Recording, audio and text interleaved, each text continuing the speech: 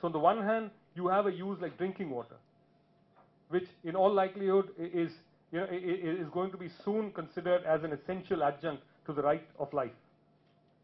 You have ecosystem services, which are not even recognized.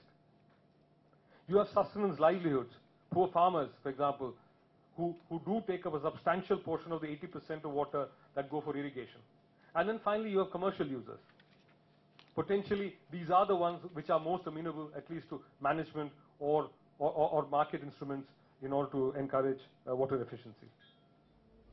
The first is really, it's always the risk. You underestimate the potential for efficiency. Both system approaches, technology, financial resources for investment, knowledge and partnerships. These were those 5 things that made difference. On the other hand, of course, you can't put prices that would hurt poor households by just raising the prices in a naive way. And there's nothing like a good drought to focus the mind on water resource management. It focused the minds of state and federal governments. When I grew up, you'd run a hose out in the street and you wouldn't think about it. You'd let it run, it was water, it was free, there was no cost.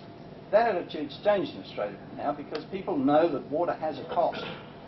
I think one of the real difficulties with respect to negotiating an international regime is that countries view alternative regimes in which they would be absolute winners or absolute losers.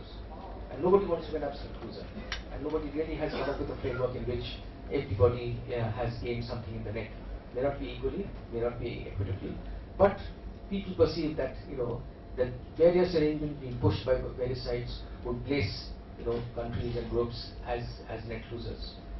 The point I'm trying to drive here is that managing water is not as simple as or straightforward as it looks. It is not amenable only to mechanical, engineering, or even administrative procedures. You need to take it into the entire life cycle and use cycle of a community and see it that way.